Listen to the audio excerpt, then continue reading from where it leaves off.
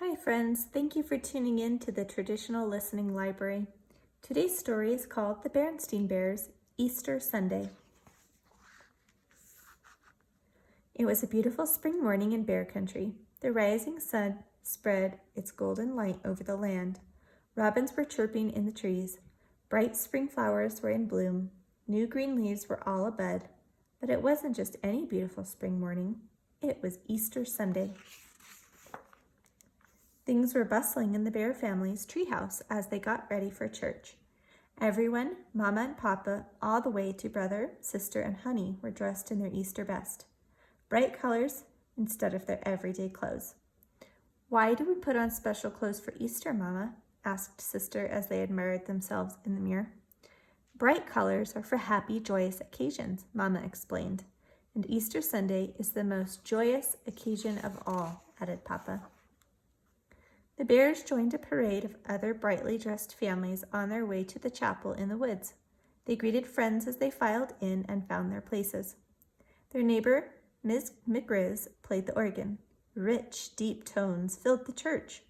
The cubs could feel those low, rumbling notes right down in their tummies. Then Preacher Brown spoke. "I bid you all welcome on this joyous Easter morning. Let us celebrate the most wonderful day that God has made. The day when Jesus rose." Miss McGriz brought her hands down on the keyboard and the organ boomed to life. Everyone stood to sing an Easter hymn.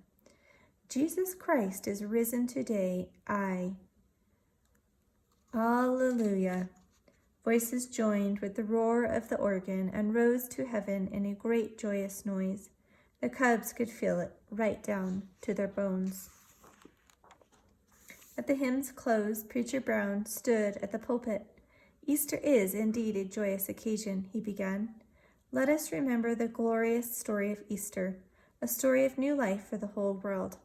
He told them of Easter, how Jesus came to the city of Jerusalem and was greeted with joy, how he ate the Last Supper with those who loved him, but one turned against him, how he was taken prisoner and put to death, and how he rose from the dead.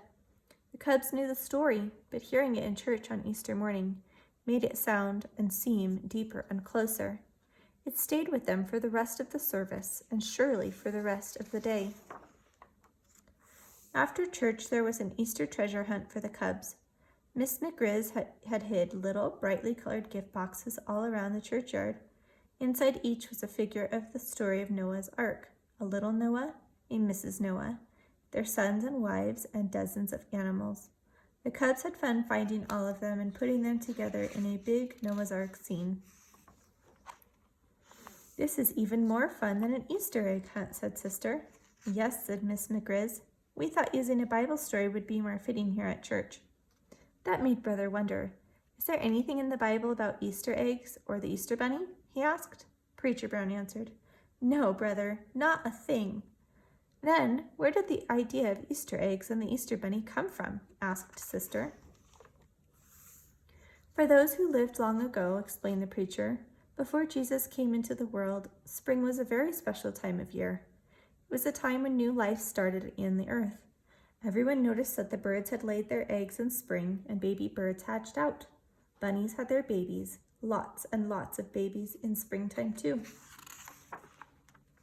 "So," said the preacher, "since Easter comes in the spring and many animals' babies are born in the spring."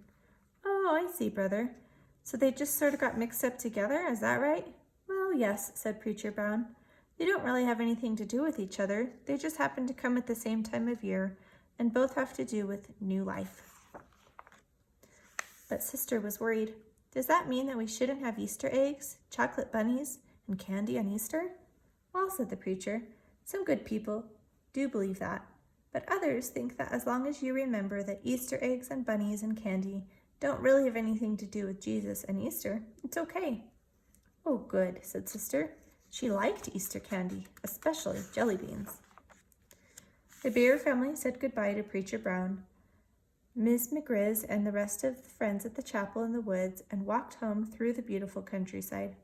They saw robins nesting on their pretty blue eggs and families of bunnies hopping about with their new babies. "Look," said Sister, "those are real live Easter eggs and Easter bunnies." Mama smiled. I like those kinds of eggs and bunnies. They are much more a part of Easter than any painted eggs or chocolate bunnies, she said. They are a part of God's creation. Yes, Papa agreed. And just like we are a part of God's creation too. Later, the family sat down to a delicious Easter dinner. Lord, prayed Papa as he joined hands, we thank you for our Easter meal and for the greatest love of all that came to us on the first Easter Sunday long ago. Amen. Amen, they all said. And as they ate, the bears gazed out the treehouse window, enjoying the beautiful spring day in bear country. Thank you for watching. We'll see you next time.